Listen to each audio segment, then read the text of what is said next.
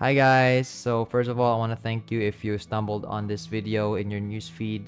um, so I'm Andrew Guerrero, an artist with a humble experience from the entertainment industry, and I figured to try this content generation thing, creating content for aspiring artists like me to further improve their craft.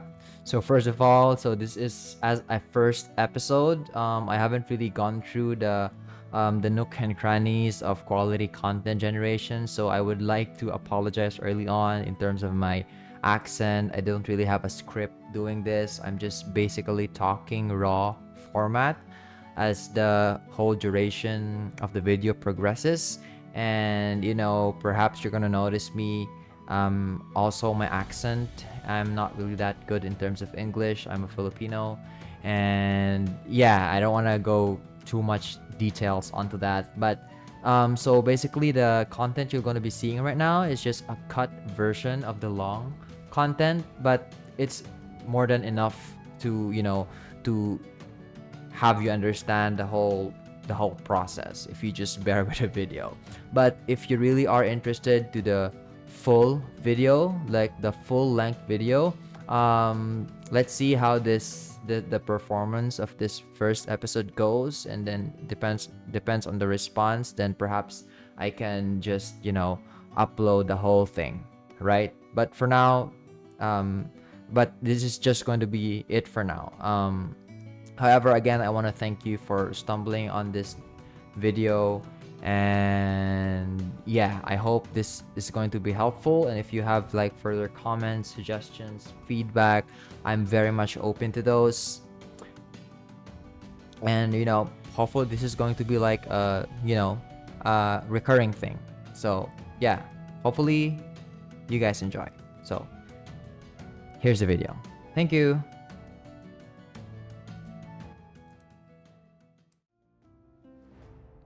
So at this point, I'm already setting up the camera that I'm gonna use for the piece. So rule of thumb, I'm not sure if there's a terminology for this, but for compositions that will be like painting, as much as possible, you really want to lessen the field of view or the focal length. I'm not sure if lessening it or increasing it in terms of millimeters.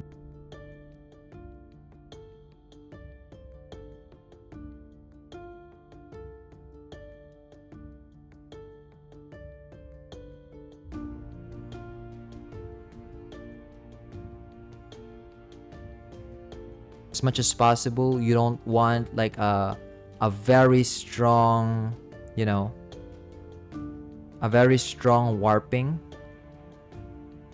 on the edges of the canvas.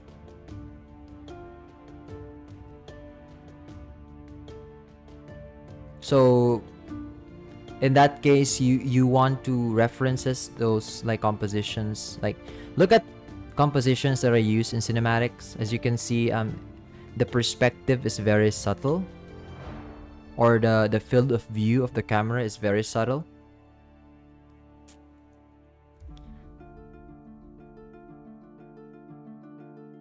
So at this point, I'm already like lighting up the scene in such a way that I could get a feel of the lighting scenario that I'm gonna use. So don't worry, this is not very complicated. As you can see, I'm using physical atmosphere plugin to generate that procedural sky. However, feel free to just use like the default lighting system. I mean, it's not that different really, especially in how we're using it right now. So because at this point we're just trying to light the scene. Is the light source going to come from the left, the right, and for the like atmosphere lighting, yeah, you can use an HDRI if that's something that you're also keen on. So anything work as long as it achieves the feel that you're trying to showcase. It's actually funny because remember that I mentioned that I am a fan of variety, but then you're seeing me just repurposing that same mountain model that we just made.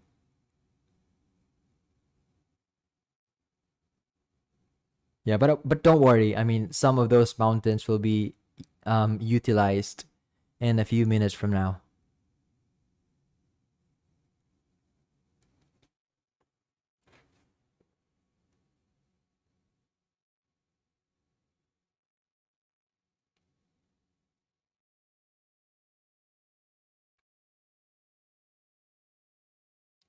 So this is what I meant about reutilizing the same material. So as you can see, creating like a green version of the mountain is very easy. So it was just a matter of like duplicating the material and then editing a single feature. I didn't even have to apply grass material anymore, because for our scene, it's this grass hill is very far from us. Therefore, therefore, using a grass material with is almost irrelevant, since it's barely going to be apparent from this distance.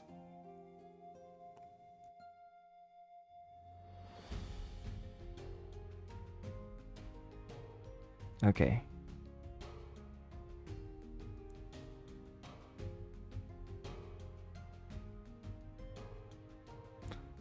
So as you can see in my left panel, I created this like empty plane model.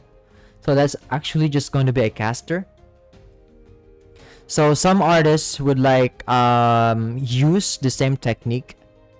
However, in their case, they might apply like a white or a noise texture on it and then set it as an alpha.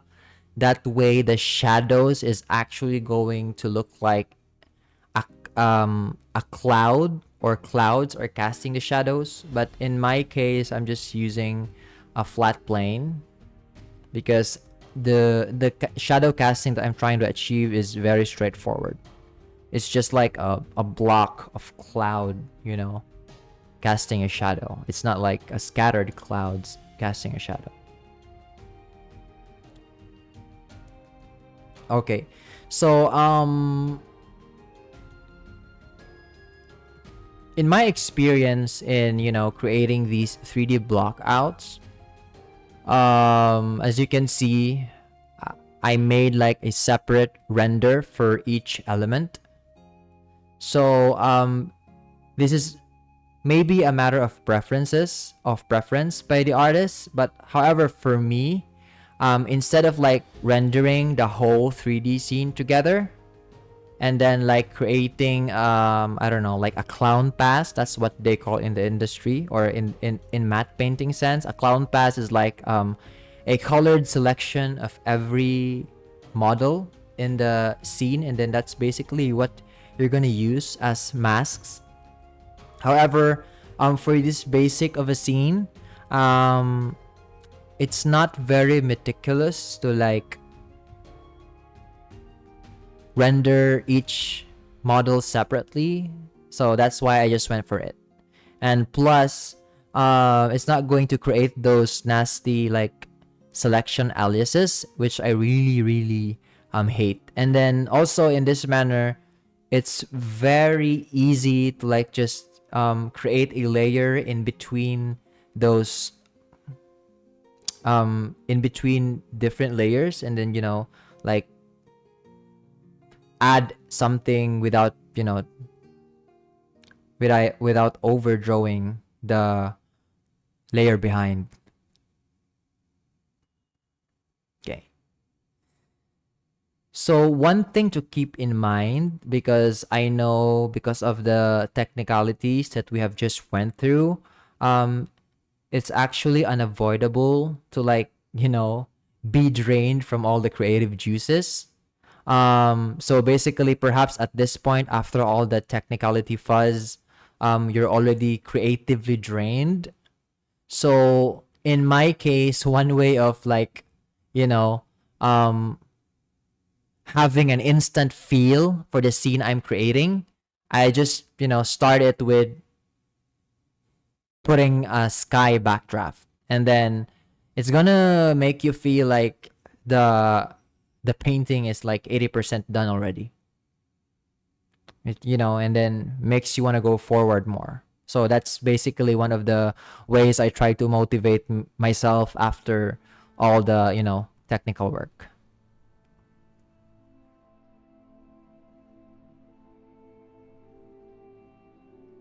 So also one good tip is try to utilize the channels, the RGB channels. They are very handy if you really want to like for in my case right now, I'm using, since the white snow patches are very contrast to the cliff. It's very easy to like just create a selection out of it, and I did that using the channels. So at this point, I'm just, color calibrating the light flare. So one of the common misconception when working with 3D is that you think that once you're able to light it on 3D, compose it in 3D, most of what you do in Photoshop is just, post work. But actually, as you can see, I am very much not afraid into like just, you know, um, revisiting the lighting scenario. Like, as you can see, I was not very hesitant into like putting an adjustment layer in there and then just darkening the whole mountain and then just exposing the lighting, the lit areas that I want to expose. So yeah, it's not because you were able to create the lighting scenario, it's no longer going to be subject for change. So always think about your piece to have this flexibility of change. Don't be afraid to change anything. So if you're wondering where I'm getting these references, so I'm just using Google. Over the years, I actually learned a lot in just, maximizing that search engine. Like knowing what locations to search for. So like for example, in this case, my references are, it's not here in this specific view, but my references are really the Icelandic landscapes. I'm sorry, my voice is cutting out. So that's Icelandic landscape or the Scottish landscape. So a lot of these landscapes are actually being utilized over and over in movies, So over the years, I find all the references for landscapes like this on those locations. So I've been listening a lot of like Lord of the Rings podcast lately, and then I also watch clips of the movies, and then it just took me back to when I first saw the movie, and they were very, very much intrinsic in using New Zealand landscape. So that movie, especially the first 3 Lord of the Rings movie, since like virtual productions is still not a thing back then, so they really had to go on set, like fly over the location, and then you can see like Gimli, Legolas, and Aragorn running. That's actually them running on the landscape. So it's not like CGI people running, unlike nowadays, right? Because nowadays it's already cheap to just create graphics like that. It's much more cheap than, you fly over the actors on the location. I mean, while it still happens during production, but it's no longer not so much compared before. So yeah. So as you can see, you'll see me repurpose this mountain twice for my middle ground. Ooh, this is actually my Photoshop glitching. Oh, see, there it is. So you're gonna notice on the span of this video, I'm not really using that much photo references. I'm sorry. I'm not using that much since I already have, even though that I didn't really have like an initial idea on what the composition is gonna look like. However, I already have a feel. It's not really going to have like a collage of references on the canvas,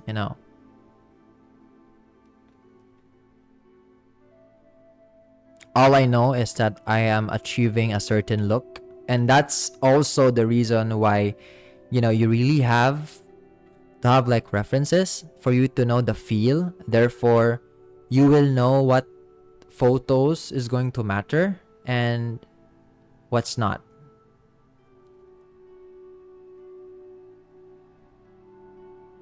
So see, I'm just like flipping the images.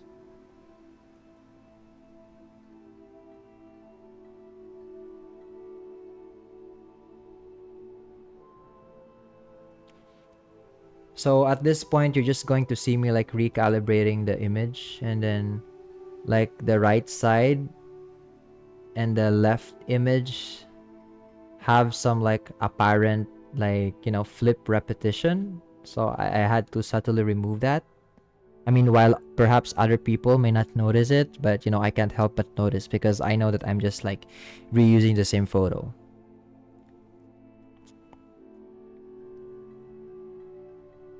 So this is basically what I meant earlier in terms of like, don't be afraid to change your initial 3D layout. Like your initial 3D models. Like for example, you can already like, you can barely see the 3D models that we made, except for the background. At least for the middle ground. See, they're totally covered by the images we just put in. That's also the level of flexibility we want, during work. Since, you will be working with art directors that are, it's not so much that they don't respect, but, they don't really care how you're like creating the images. All they need you to do is to follow the art direction. Follow, the feel and the mood, or basically the overall direction they want you to do, right? If it means like destroying your previous composition, you should be able to destroy and rebuild. So that level of flexibility. Don't be too precious of your like initial design direction. So so like the 3D models, I also have like my own library of knights, knights on horseback going to the horizon, photos. So you're able to collect that over the years. So yeah, I mean, as much as possible, we want to produce a lot of designs, not a lot of fancy images. So as much as possible, you want to be able to develop workflows like collecting, images that you'll repurpose in the future. So as much as possible, that's gonna help you, speed up the design process. And also at this age, while concept art is still about, is still about design over creating nice images. However, the caliber of sketch like 10 years ago versus sketch now, the average work 10 years ago and the average work now is very different, right?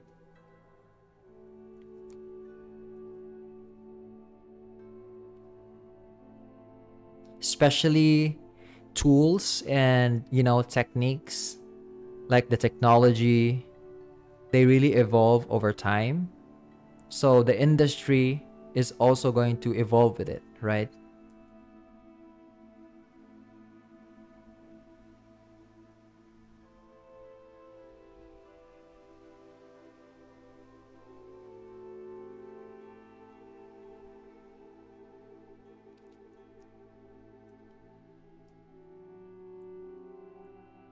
So yeah.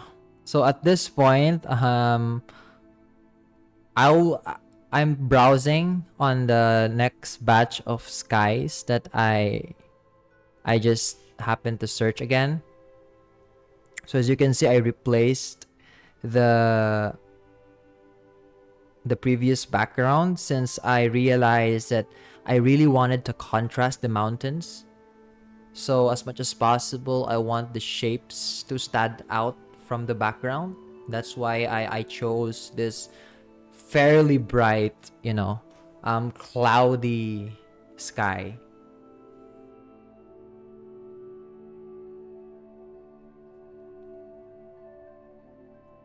And then this is what I was talking about in terms of how handy, like, having a dedicated layer for each 3D asset in the scene. So, like, for example, in this case, we're adding fog. We're just going to add layer in between. We don't really have to create like a fancy mask about that anymore.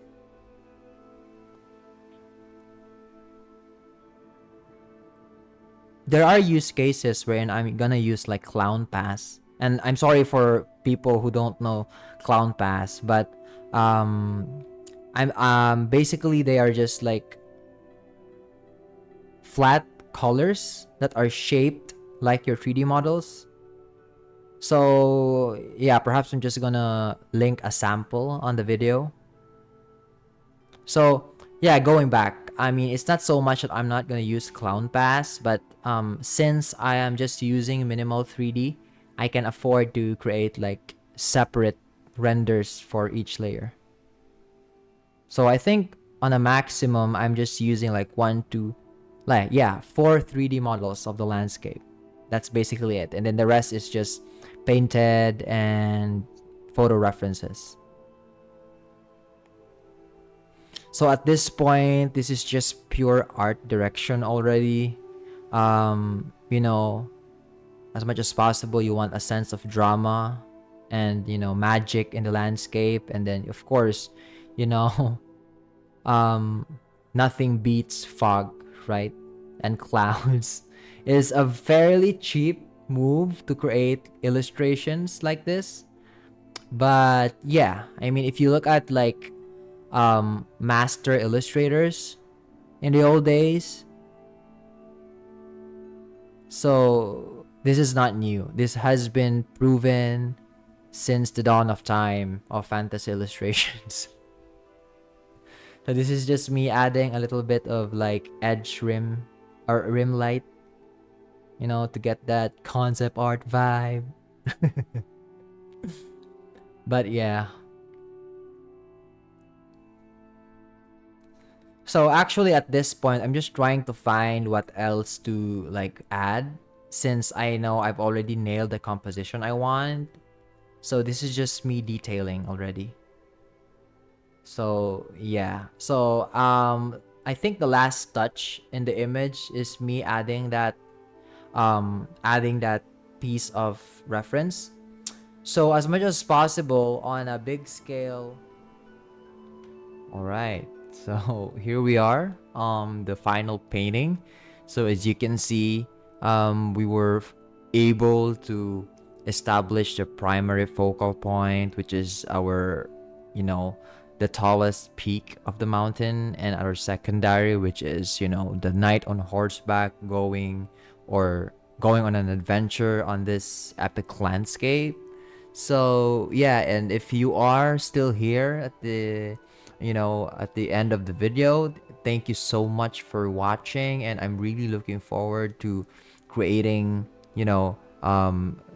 this stuff, and just like concept art and illustration, content generation is almost another art itself, and I am really looking forward to, improving it furthermore for you guys, and hopefully this video has become helpful, and I'm hoping that it is very enjoyable for you. And yeah, comments, feedback, suggestions, feel free. And if you really want more content like this, subscribe, like this video, spread the good vibes. And yeah, that's just basically it. Thank you so much, and see you in the next video. Bye bye.